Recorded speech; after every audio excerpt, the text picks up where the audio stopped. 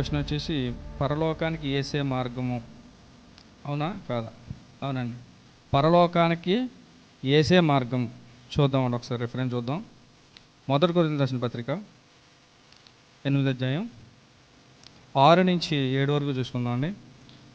ఆకాశమందైనను భూమి మీదనైనను దేవతలు అనబడి ఉన్నను మనకు ఒక్కడే దేవుడు ఉన్నాడు, ఆయన తండ్రి. ఆయన నుండి సమస్తమును కలిగిన, ఆయన నిమిత్తమును మనమున్నాము. మరియు మనకు ప్రభువు ఒక్కడే, ఆయన యేసుక్రీస్తు.